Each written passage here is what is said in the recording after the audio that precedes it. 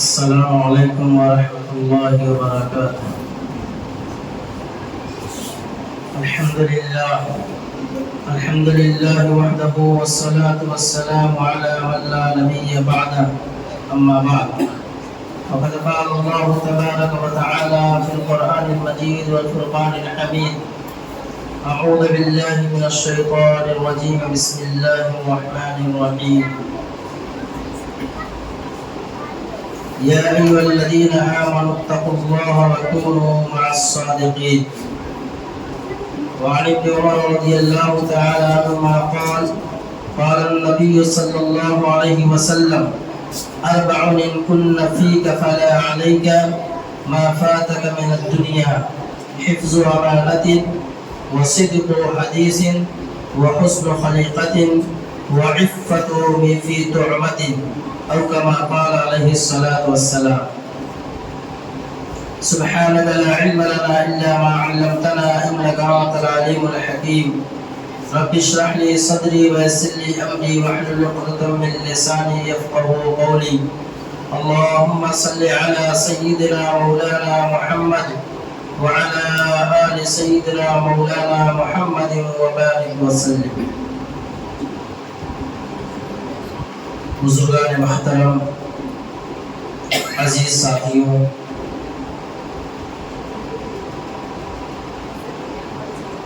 ابھی میں نے آپ حضرات کے سامنے قرآن کریم کی ایک چھوٹی سی آیت تلاوت کی ہے، اور امام الانبیاء سید الاولین والآخرین جناب محمد رسول اللہ صلی اللہ علیہ وسلم کی ایک حدیث مبارکہ پڑھی ہے۔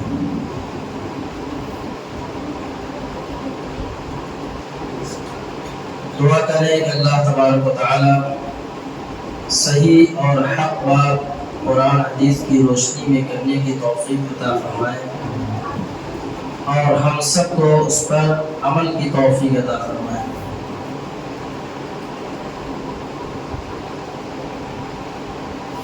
قرآن کریم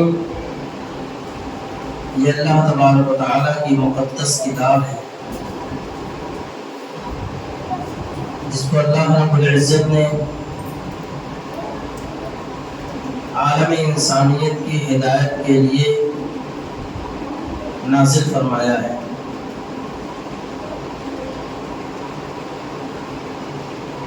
قرآن کریم یہ صرف صحابہ کے دور کے لیے نہیں نازل ہوا، بلکہ قیامت تک کے لیے قرآن کریم نازل ہوا ہے۔ ہر دور میں چاہے حالات کیسے بھی ہوں، قرآن کریم اس حالات کے اعتبار سے ہماری رہبری کرتا ہے۔ حضور نبی کریم علیہ السلام کی ذات بابرکات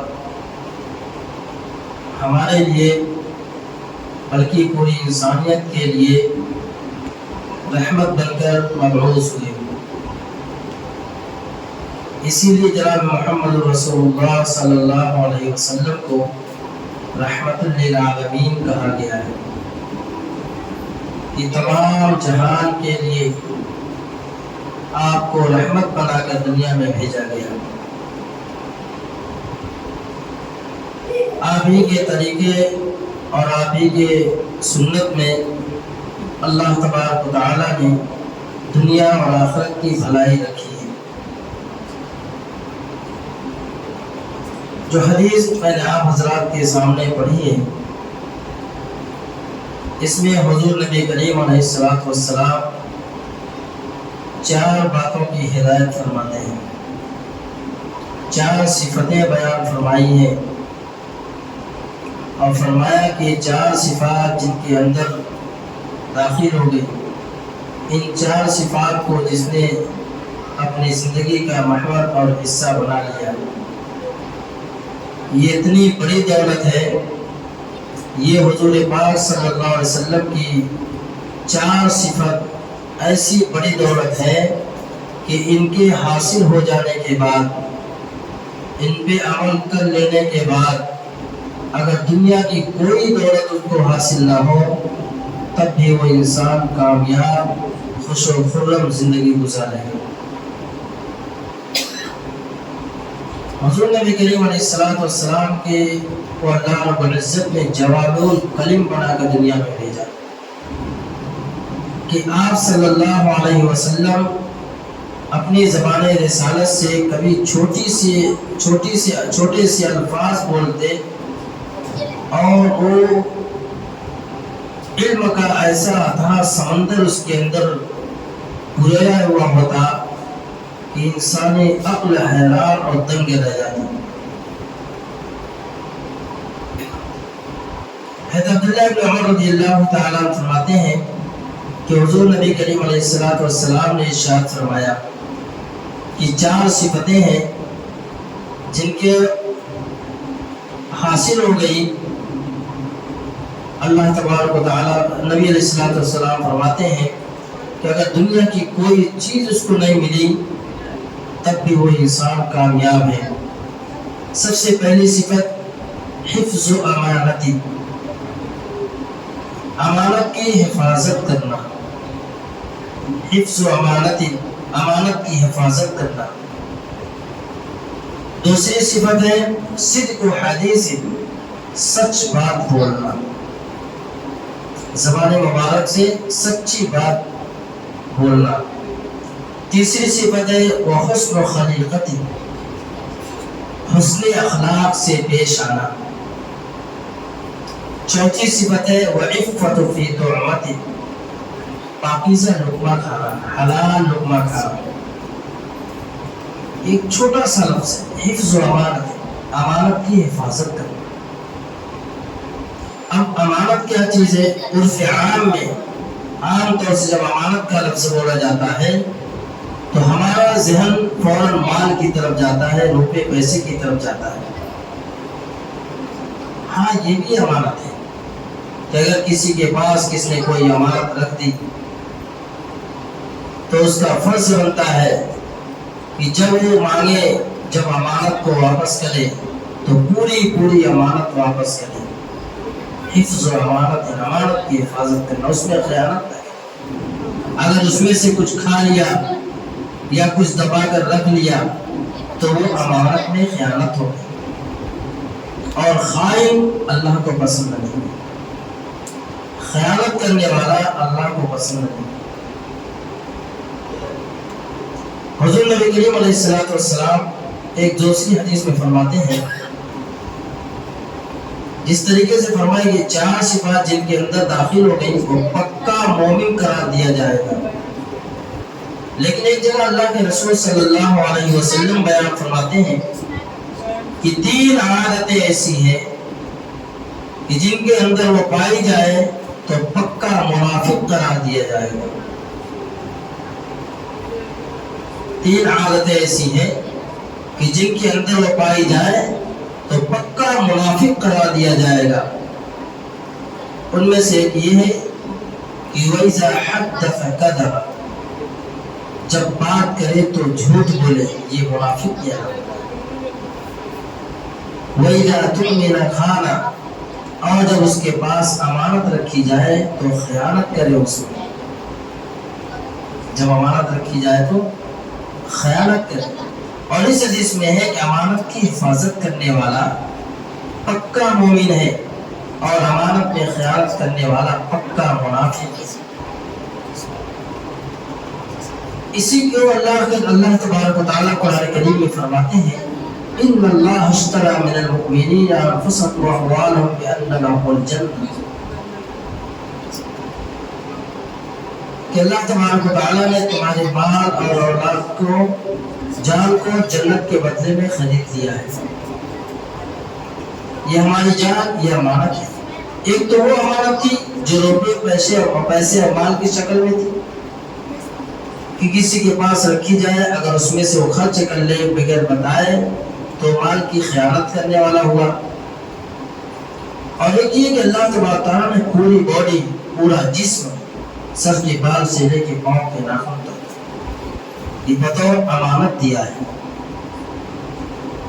یہ بطور امانت ہے.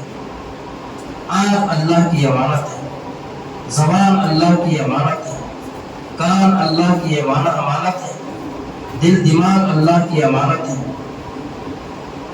جسم کا ایک ایک روح، ایک ایک بال، اور جسم کے اندر دوڑنے والا نسوں کے اندر ایک ایک قطرہ خون، یہ اللہ رب العزت کی عظیم امانت ہے. اس نے فرمایا کہ انسان کی کامیابی کا دار و مدار اس کا جسم کا اعضاء جوارح. اگر اپنی آنکھوں کا صحیح استعمال کر رہا ہے، اگر اپنی آنکھوں کی حفاظت کر رہا ہے، نامحرموں کو دیکھنے سے اپنی آنکھوں کو نیچی رکھتا ہے، غلط چیزیں دیکھنے سے اپنی آنکھوں کی حفاظت کرتا ہے، تو فرمایا یہ آنکھ کی امانت کا وفادار ہے. لیکن آج جیسی عظیم امانت جس کا غلط استعمال ہو رہا ہے. کوئی اگر کھلا اپنی آنکھوں سے اپنی آنکھوں کی حفاظت کر لیتا ہے تو تنہائی میں بیٹھ کر کے اپنی آنکھوں کی حفاظت نہیں کر پاتا. اس کے پاس یہود و نصارہ کے ایجاد کردہ ایسے حالات ہیں جو موبائل کی شکل میں اس کے ہاتھ میں موجود ہیں.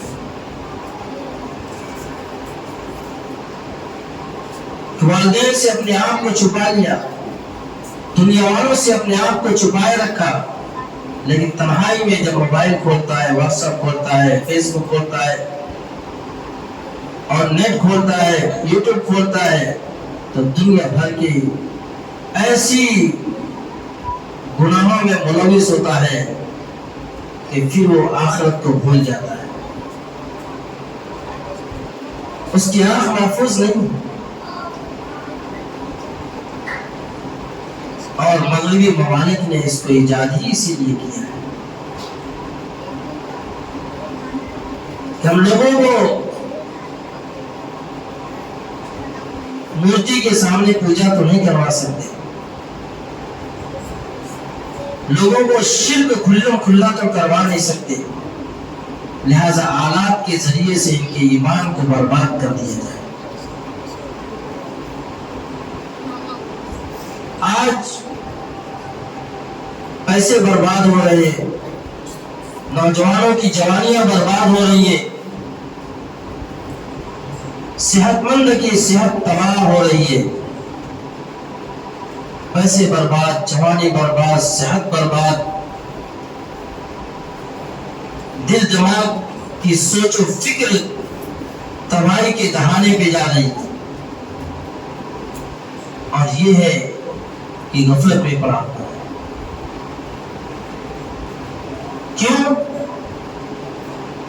اس لیے کہ اس کو اللہ کا فرمان اور نبی علیہ السلام کے احادیث مبارکہ اس کے ذہن و دماغ میں موجود ہے کہ اللہ کے نبی صلی اللہ علیہ وسلم نے فرمایا حفظ و امانت، کہ امانت کی حفاظت کرو. یہ عظیم امانت میں نے بتلایا کہ ہم امین ہیں. اللہ رب العزت نے ہمیں امین بنا کر دنیا میں بھیجا. صبح سے شام تک کے اوقات گھڑی گھنٹے، اور شام سے صبح تک کے گھڑی گھنٹے اوقات، یہ بھی امانت ہے. یہ امانت ہے. جوانی امانت ہے، وقت امانت ہے، روپے پیسے امانت ہے. یہاں تک کہ فرمایا کہ اولاد بھی تمہارے لیے امانت ہے، بطور امانت کے اللہ نے. اگر اولاد کو صحیح راستہ دکھلایا، اولاد کی صحیح رہبری کیا، اس کے عقائد کے، اس کے ایمان کی، اس کے آخرت کی اگر فکر کی، تب تو امانت کو ادا کرنے والا ہوگا. اور اگر اس کے ہاتھ میں یہ اس کی جوانی کو، اس کی سوچ و فکر کو، اس کی آنکھوں کو برباد کرنے والا آلہ ہم نے پکڑا دیا، تو پھر ہم خائن قرار دیے جائیں گے. جس کو فرمایا کہ وَإِذَا تُؤْمِنَ خَانَ، کہ منافق کی ایک بڑی علامت یہ ہے کہ وہ امانت میں خیانت کرنے والا ہو. منافق صرف نبی علیہ السلام کے زمانے میں نہیں تھے، وہ تو کھل کر کے سامنے آئے تھے، ان کا نفاق تو کھل کر کے سامنے تھا. لیکن آج یہ نفاق ہمارے اندر خود موجود ہے.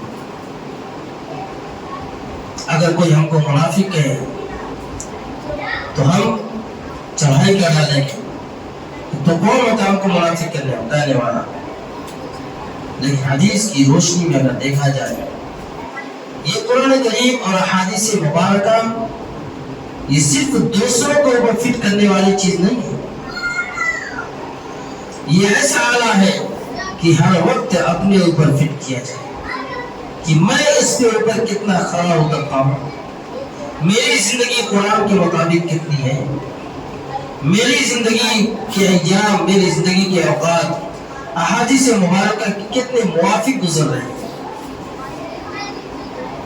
تو فرمایا حفظ و امانت، امانت کی حفاظت کرنا. زبان ہے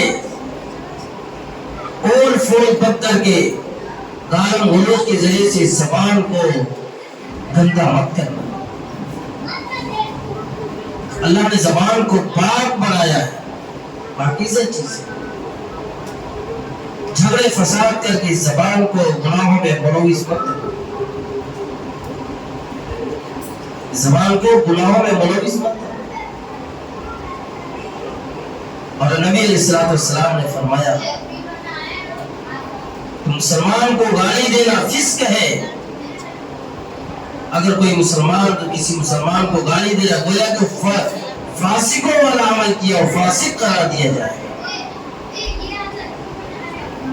کوئی کسی کو گالی دے، مسلمان کو گالی دے، وہ فاسق ہے. شریعت اس کو فاسق قرار دیتی ہے، وہ فاسق ہے.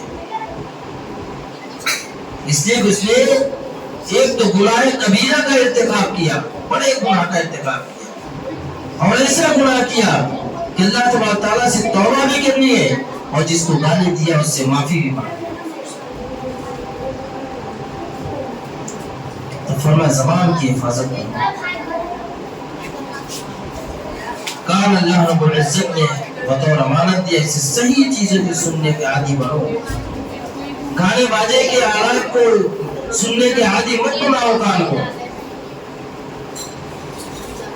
نبی علیہ السلام کی مجلس لگی ہوئی اور گانے کی آواز، باجے کی آواز آنے لگی. رسول اللہ صلی اللہ علیہ وسلم نے کان میں انگلی ڈال دی اور دیر تک کان میں انگلی ڈالے رہے. کچھ دیر ہو گئی تو اللہ کے نبی صلی اللہ علیہ وسلم صحابہ سے پوچھا کیا ابھی بھی وہ آواز آ رہی ہے؟ جب صحابہ نے کہا رسول اللہ صلی اللہ علیہ وسلم کو آواز نہیں آ رہی، کچھ دور چلے گئی وہ تو نصارہ بجاتے ہوئے. اب آواز نہیں، تب نبی علیہ السلام نے اپنے کان میں سے انگلی کو نکالا اور کہا کہ جو شخص اس کان جیسی عظیم امانت کو گانے باجے کے سننے کا عادی بنائے گا، کل میدان محشر میں اللہ تبارک و تعالی اس کان کے اندر شیشہ پگھلا کر کے کھولتا ہوا، شیشہ پگھلتا ہوا اس کے کان میں ڈالا جائے گا، اس کے کان میں ڈالا جائے گا. اس نے فرمایا کان جیسی امانت کی حفاظت، خائن مت بنو، کان کی حفاظت کرو. اور اب تو ہر کوئی گھر نہیں ایسا باقی جس میں گانے باجے. جعلی فتنوں نے ہمارے ذہن و دماغ کو کہ اندر سے گانے باجے کی تحقیر کو اور اس کے گناہ ہونے کو نگاہ ہمارے دل کے اندر اس کا احساس بھی ختم کر دیا. اس کا احساس بھی جن گھروں میں کئی پشتوں سے گانے باجے نہیں بجتے، آج ان گھروں میں بے اختیار گانے باجے بجتے. جیسے موبائل چالو کریں گے فوراً گانے باجے. اللہ تبارک تعالیٰ سے حفاظت کی دعا کرنی چاہیے. اس لیے فرمایا اس آلات کو، اس موبائل جیسی موبائل کو ضرورت کے تحت استعمال کرو، بیجا استعمال اس کا. اور آج ماں باپ نے نوجوان نسل کو کے ہاتھ میں موبائل پکڑا دیا، دن رات وہ گیم میں لگا ہوا ہے. خدا را اپنی اولاد پہ ترس کھاؤ، اپنی اولاد پہ ترس کھاؤ، ان کی اوقات پہ، عظیم اوقات پہ، قیمتی وقت پہ ترس کھاؤ، ان کے ذہن دماغ پہ ترس کھاؤ۔ اللہ تبارک تعالیٰ نے تمہیں بطور امانت دیا تھا، اس امانت کی خیانت کرنے والے مت بنو۔ اللہ رب العزت کی اپروچ ہوگی، یہی اولاد ہمارے لیے ہماری پکڑ کا ذریعہ بن جائے۔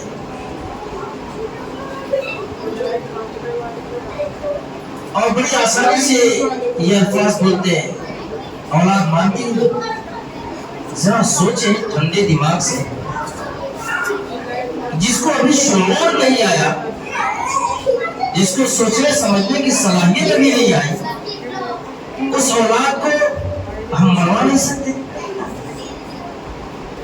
پھر ہمارا باپ ہونا بیکار ہے، پھر ماں کا جیسا مرتبہ رکھنا بیکار ہے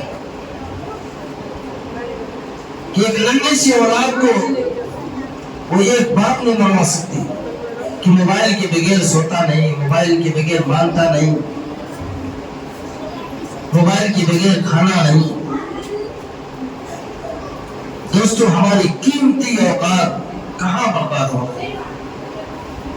نبی علیہ السلام نے فرمایا حفظ و امانت، امانت کی حفاظت کریں۔ دوسری چیز فرمایا وصدق و حدیث، اور سچ بات بولو، سچ بات بولو، اس زبان سے سچائی کے بول بولو،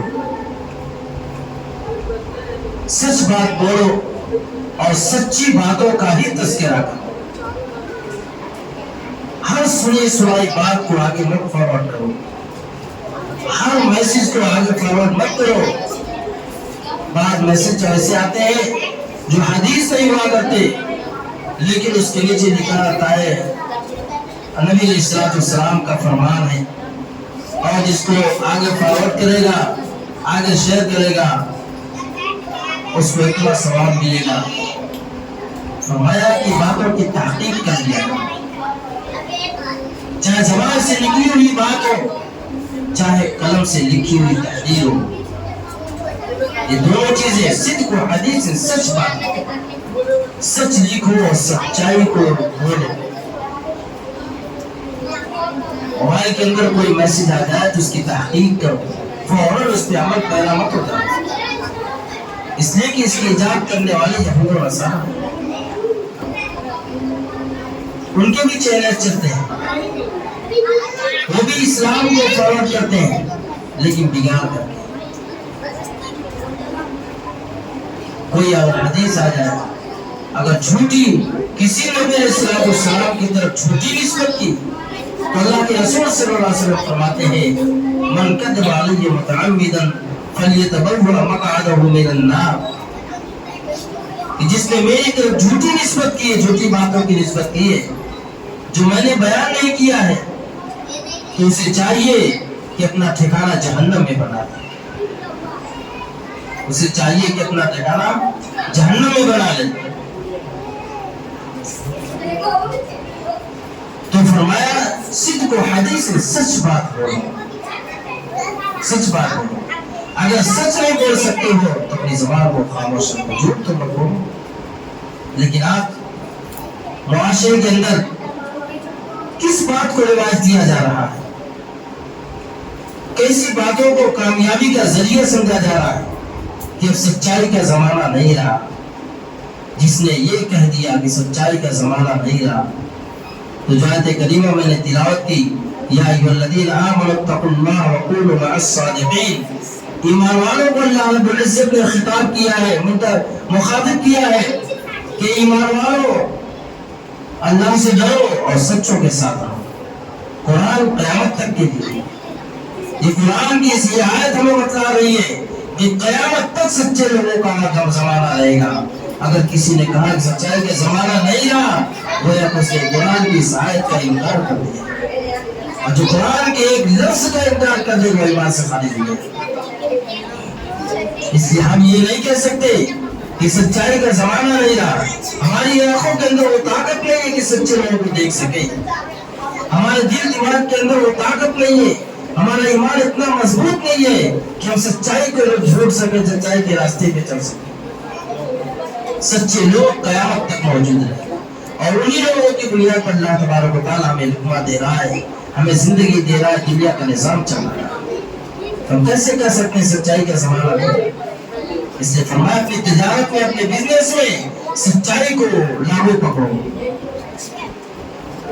سچائی کو پکڑو، سچائی کے ساتھ تجارت کرو۔ نبی علیہ السلام نے فرمایا سچا تاجر، امانت دار تاجر صدیقین، شہداء اور نبیوں کے ساتھ اس کا عشر کیا۔ اللہ کے رسول صلی اللہ علیہ وسلم تو یہ پیشی گوئی اور خوشخبری دے رہے، اور ہم کہہ رہے ہیں کہ سچائی کا زمانہ نہیں رہا۔ ہم کیسے مسلمان ہیں؟ اس سے پکا مومن بننے کے لیے صدق و حدیث ان کے اوپر عمل کرنا پڑے گا کہ سچی تجارت کرو، سچائی کے ساتھ زندگی گزارو، اپنی زبان سے جھوٹ مت بولو۔ جھوٹ نفاق کا گلے کو کھڑا کر دیتا ہے، جھوٹ منافق کی علامت قرار دی گئی ہے۔ زبان سے اللہ کا ذکر کرو، اللہ کی بڑائی کو بولو، قرآن کریم کی تلاوت کا اہتمام کرو، اللہ کا ذکر کرو، تسبیحات صبح شام کی تسبیحات کرو، کی پابندی کرو، اس زبان کو ہر وقت رب اللسان رکھو، اللہ کے ذکر سے اس کو تر رکھو۔ اللہ تبارک فرماتے ہیں میرے ذکر سے جس کی زبان تر و تازہ رہتی ہے، اللہ تبارک و تعالیٰ اس کے لیے خیر و بلائی کے راستے کھول دیتے ہیں۔ تو دوسری چیزیں فرمائی صدق و حدیث، سچائی کو لازم پکڑو۔ تو دو چیزوں کو، دو صفات کا تذکرہ بھی میں نے آپ حضرات کے سامنے کیا۔ سب سے پہلی صفت ہے اپنی حفظ و امانت کی حفاظت کرو۔ امانت کے اندر کیا کیا چیزیں آتی ہیں، مختصر میں نے آپ حضرات کے سامنے باتیں رکھی۔ اور دوسری صفت یہ کہ صدق و حدیث کی سچ بات بولو، سچائی کو لازم پکڑو۔ یہ نبی علیہ السلام کی صفاتوں میں سے دوسری صفت تھی۔ اللہ تبارک و تعالی ہم سب کو اس بات پر عمل کی توفیق عطا فرمائے۔ اگلے جمعہ اللہ تبارک و تعالی نے توفیق دی تو آگے کی دو صفتیں انشاءاللہ بات ہوگی۔ اللہ تبارک و تعالی ہمیں حضور پاک صلی اللہ علیہ وسلم کی سنتوں پہ، ان کی صفات پہ عمل کی توفیق عطا فرمائے، اور رسول اللہ صلی اللہ علیہ وسلم کے بتائے ہوئے طریقے کے مطابق زندگی گزارنے کی توفیق عطا فرمائے۔ وآخر دعوانا الحمد للہ رب العالمین۔